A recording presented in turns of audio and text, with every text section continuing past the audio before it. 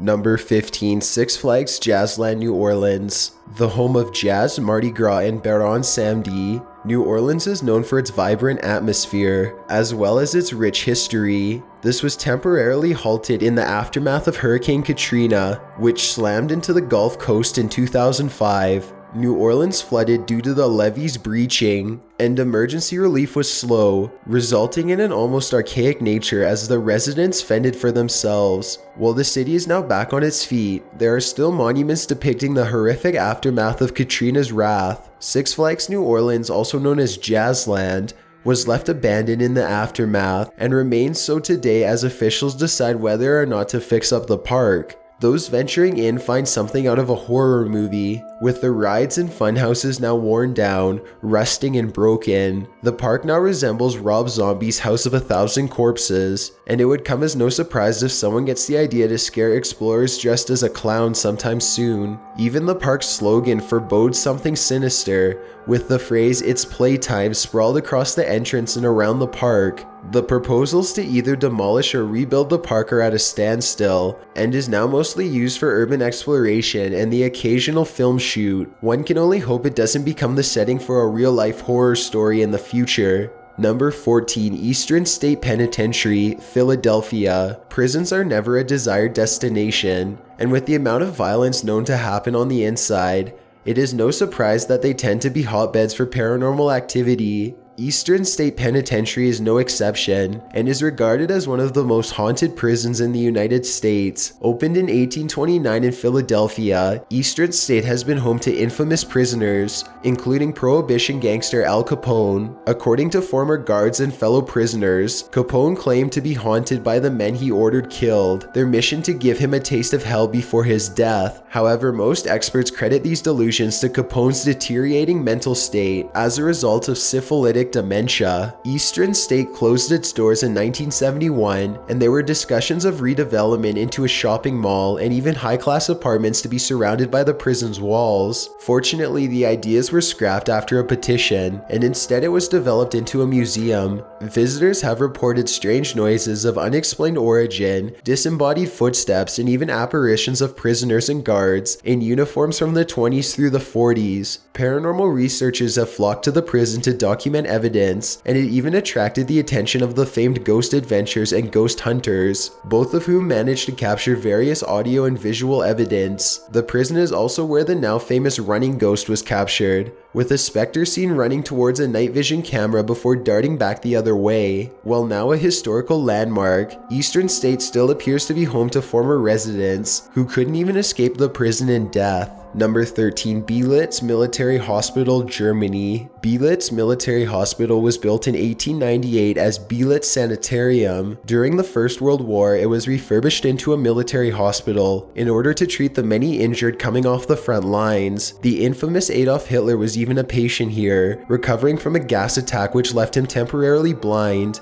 It has been speculated it was here Hitler saw visions of a greater Germany rising from the ashes, and where he began his twisted agenda to make such vision a reality. The hospital continued to run through the Second World War and was only abandoned after German reunification in 1990. The entire complex has 60 buildings, and many of them still have lines of beds, medical instruments, and equipment. In fact, the size of the complex relates more to a ghost town than a single-purpose facility. Urban explorers from around the world have flocked to the complex, with its vast area and frozen-in-time feel making it quite popular. Paranormal researchers have also been attracted to the location, as its long history has made it plausible that ghosts are residing in the facility. The derelict location was used to film parts of the Oscar-winning film The Pianist in 2002 and the film Valkyrie in 2008. Today, Beelitz Hospital still stands, and it's likely to remain standing, forever frozen in time and for people to explore. Number 12, Centralia, Pennsylvania. A town so eerie and tragic, it inspired the Silent Hill franchise. Centralia was once a mining village starting in 1856,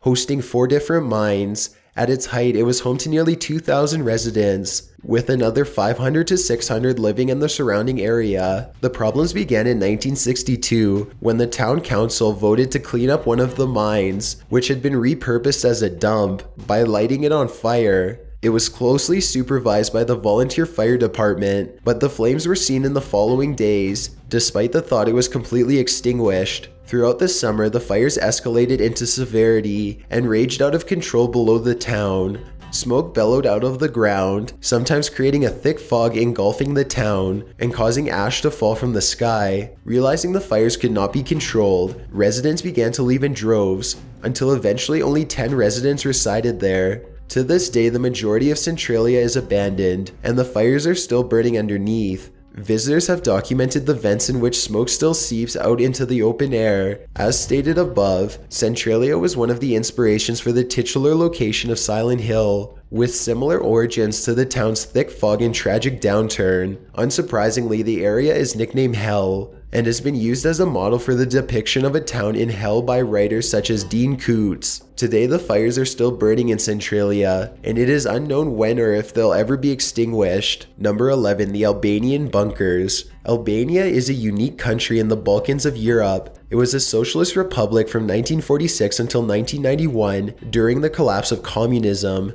Albania remained isolationist and was not allied with the Soviet Union, leaving it virtually on its own for much of the 20th century. Albania was ruled by the eccentric Enver Hoxha for 39 years, and the country's isolation led to Hoxha developing paranoia of either Western or Soviet aggression. In 1967, Hoxha ordered the construction of bunkers across the Albanian countryside, with an average 5.7 bunkers per square kilometer. The plan was to have enough bunkers to store the civilian population and military personnel to both ward off invaders and to keep the civilians safe, similar to the vaults in the Fallout series. However, the construction of the bunkers caused a great strain on Albania's resources, leading to a financial crisis and rise in poverty. After the death of Hoxha in 1985 and the collapse of communism in 1991, the bunkers were abandoned and never used for their intended purposes. Now there are thousands of bunkers scattered across Albania,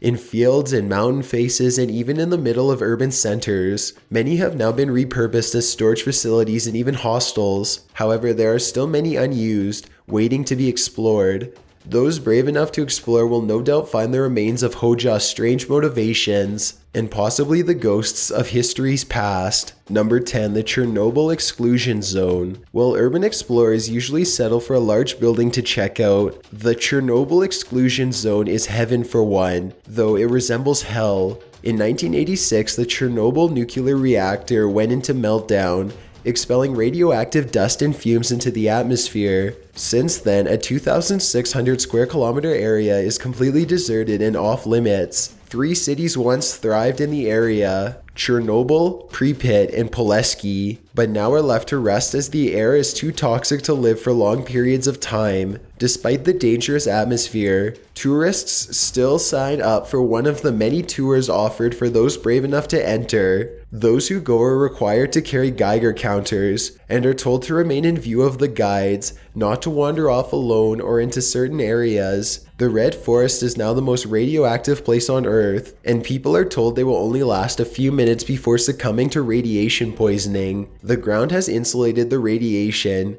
meaning people's footwears become radioactive and need to be disposed of. More surprisingly, the area is home to a wide amount of wildlife who have become deformed by the radiation over the years. This has attracted hunters who wish to hunt wild boars, bears, and wolves who live in the concrete jungle, untouched by society. For those brave enough to venture into the exclusion zone, they will find a scene resembling that of Metro 2033, but much more real and much more deadly. Number 9, Plymouth, Montserrat. The modern Pompeii, Plymouth was once the capital of Montserrat, a British overseas territory in the Caribbean. Before 1995, the settlement had around 4,000 residents living near the Soufriere Hills volcano, which was thought to be inactive.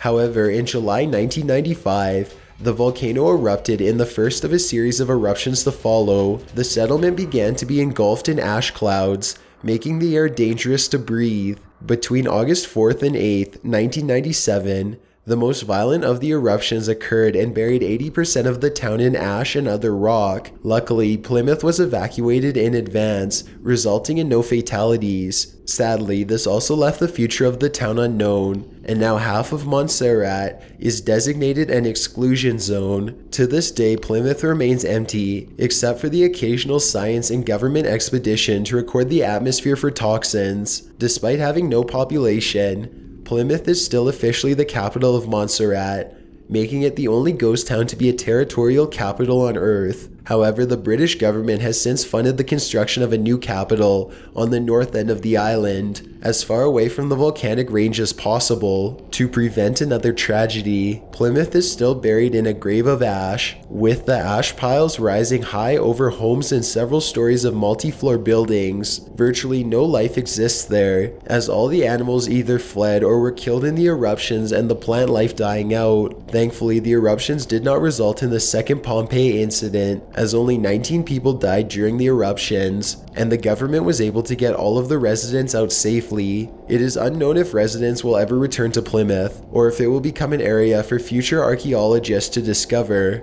Number 8. City Hall Subway Station, New York City. Located under southern Manhattan, City Hall Station was opened in 1904 as a Romanesque style architecture, featuring a mezzanine, large skylights with colored glass, and even brass chandeliers. The station was used for 41 years, but during the 40s, the New York subways began using more cars to accommodate the growing number of commuters. City Hall Station had a wide curve, making it impractical to have the larger trains come through, so it was decided the station would shut down, and it officially closed on New Year's Eve 1945. Since then, it has remained virtually untouched, with no plans for redevelopment. There was a brief time in the 90s when tours were conducted by the Transit Museum, but this was stopped due to security risks. People have ventured into the abandoned station, only to see a beautiful array of colors from the still intact skylights, allowing people to experience the station as it more or less resembled during the operation. There are continued efforts to have the station expand admission to the public, but so far only registered members of the Transit Museum, with reservations and payments in advance, are allowed tours of the old station. Urban explorers do make their way down there though, in order to see one of New York City's hidden gems. Number 7. Poveglia Island, Venice. Literally built in a dark time, Poveglia Island in Venice has had a series of malicious uses during its history. Its use dates back to the 12th century, and there is evidence to suggest it was used as a dumping ground for those affected by the bubonic plague, or Black Death. People would be transported to the island for quarantine, where they would be left to die and buried in many pits. In more recent history, Poveglia was used as a mental asylum, and once again to quarantine, this time those suffering from the Spanish flu. Official estimates say there have been over 100,000 deaths on the island alone. The hospital was closed in 1968, and despite attempts to use the ground for agriculture, the island was abandoned and has been ever since. The buildings remain standing, but derelict. Urban explorers travel to Poveglia to search through the island frozen in time, but many who have been there have claimed the ghosts of the past inhabitants still haunt Poveglia, and not all of them are friendly. The island is claimed to be notoriously haunted by poltergeists and demons, which have been known to attack and possess unwanted visitors. As of 2014, the Italian government has put the island up for auction, in the hopes the buyer will develop a luxurious hotel and resort. However, it is unlikely the spirits of the dead will welcome guests with open arms. Number 6. Alberta's Derelict Farmhouses. Alberta is known for the Rocky Mountains, Canada's oil capital, and the Calgary Stampede every July. The province is known as the Gateway to the West, since it is the last province before entering British Columbia, Canada's only Pacific province. Aside from oil, Alberta has a long history in the agriculture business and is quite famous for its beef industry. Scattered across the prairies are farms, old and new, some encompassing vast sections of land. With the beginning of the oil and gas boom, agriculture went down, but still remains a major industry in the province. However, many either turn their attention to oil extraction and simply abandon their homes. Farms across Alberta now lay abandoned and falling apart, making them ideal for urban explorers and teens conducting scare dares. Ghost Stories of Alberta details the story of the houses around Camrose, with one steed found completely abandoned, but with the furniture still there.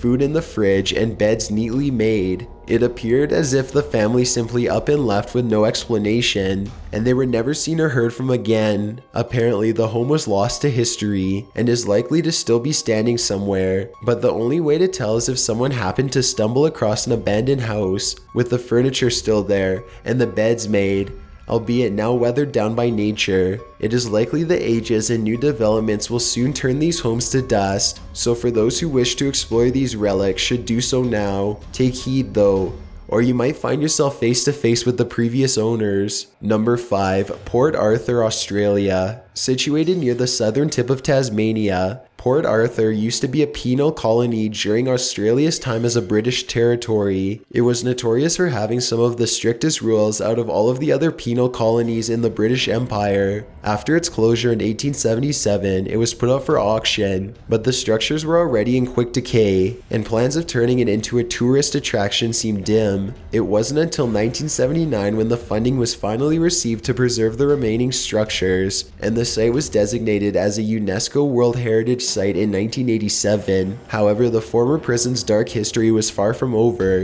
In 1996, a gunman murdered 35 people and injured a further 23 in Australia's worst massacre. According to authorities, his motives were solely to kill as many people as possible. As a result, he is not allowed to hear any information about his actions, and will therefore remain nameless on this list. With the mixture of prison atmosphere and massacre site, it is now regarded as one of Australia's most haunted locations. People visiting Port Arthur have reported seeing strange anomalies and shadow figures around the grounds, usually accompanied by strange noises. Despite this, it receives around 250,000 visitors annually, encouraging the government to further its efforts to preserve the site due to its popularity and historical significance. Number 4. Garnet Ghost Town, Montana. A town straight out of a Silver Age Western, Garnet, Montana was once a thriving mining town located 32 kilometers west of Missoula. The town began when gold was discovered in the area, and people flocked to settle there in hopes of finding their fortune. Garnet became popular for its saloons, of which there were 13 in total during its peak. Disaster struck in 1912 when a fire consumed half the town.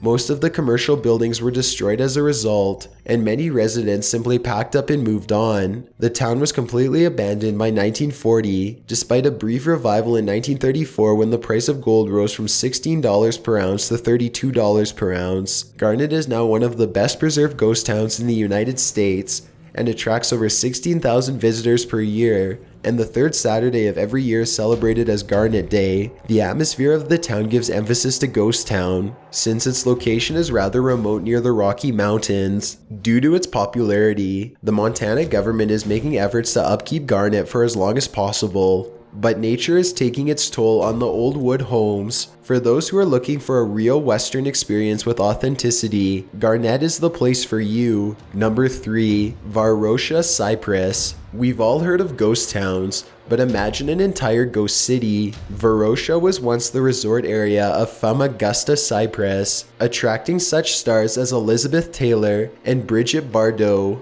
In 1974, Turkey invaded Cyprus in order to protect the rights of the Turkish Cypriots and undermine the military junta on the island in Greece. In 1974, Turkey invaded Cyprus in order to protect the rights of Turkish Cypriots and undermine the military junta on the island and in Greece. Turkey managed to secure the northern part of Cyprus, effectively splitting the nation in half. In order to maintain peace, the UN established a demilitarized line between the occupied territory and Cyprus. Eventually, the occupied territory declared independence as the Turkish Republic of Cyprus, but it is still internationally considered occupied territory. Varosha found itself smack in the middle of the zone, and its fierce fighting led to the area going from 39,000 residents to completely abandoned. Today, the entire community is completely fenced off with barbed wire, but people still venture in despite the risk of becoming arrested by northern Cyprus authorities. Varosha still looks rather livable, but has remained abandoned since the 1974 invasion, meaning the buildings are beginning to decay. The community still resembles a war zone,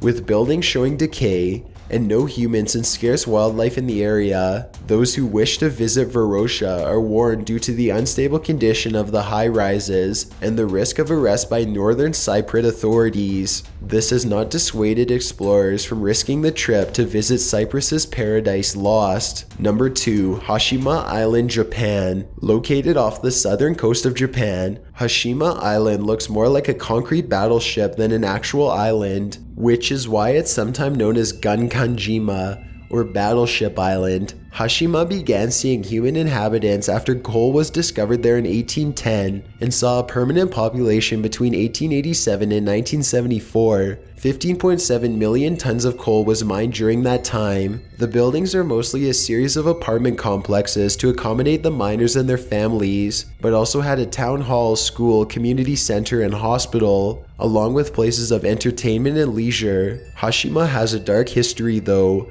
with prisoners of war being transferred there and forced to mine to feed the Japanese war machine. Coal production began to decline after oil and gas replaced it as an energy source, leading to many coal mines ceasing operation nationwide. The island now sits abandoned, with the buildings still standing, but worn down and colorless. Until 2009, the island remained inaccessible, but was opened up to tours, making it a surprisingly popular destination. The eerie atmosphere, accompanied with the new overgrowth, certainly matches the tragic history during its Second World War stint, but it is quickly becoming a hot destination and was even used for scenes in the James Bond film Skyfall. Bonus: Catacombs of Paris, France. This tunnel network under France's capital dates back to the late 18th century. It was built due to Paris's overflowing cemeteries, and inside are the remains of over 6 million people. While many of these tunnels are abandoned, tours are offered for certain parts of the catacombs. The way you choose to explore the catacombs could seal your fate,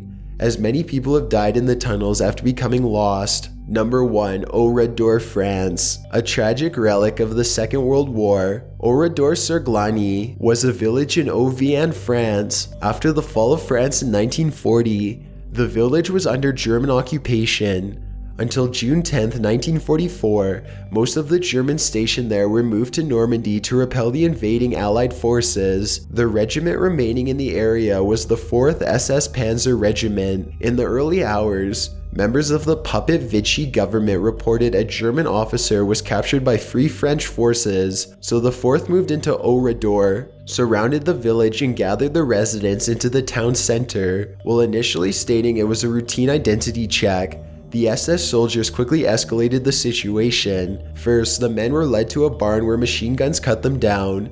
Then, 247 women and 205 children were locked in the church. Then, the SS detonated an incendiary device. In total, 642 people were killed and the village was reduced to rubble. Those who managed to flee before the massacre returned the following day, only to find their homes destroyed and friends dead. After Germany's defeat the following year, French President Charles de Gaulle declared Oradour would remain as is, as a reminder of the horrific atrocities the Nazis inflicted on those they occupied. Since then, the village has been rebuilt, but the ruins are still to act as a memorial for those who died in the massacre. Even the church where the women and children were murdered is still standing, hauntingly towering over the village. It has been christened the Martyred Village and is open to the public, offering both tours and allowing visitors to wander on their own. Knowing the amount of suffering to have occurred those 70 years ago, even the silence and ambient noises heard in the ruins today can still give people the chills. Before you go, I wanted to tell you about the giveaway I'm hosting. But first off, thanks for watching and leave a like so I know you made it to the end of the video. Don't forget to subscribe because I upload new videos every week. My name is Schulz and I'm thanking you all for your support by giving away 3 $100 Amazon.com gift cards. It's completely free to enter and you can enter the giveaway by visiting the link at the very bottom of the description. It doesn't matter when you're watching this video, because top15s.net/giveaway will automatically direct you to my most recent giveaway. See the terms and conditions on the linked page for full details.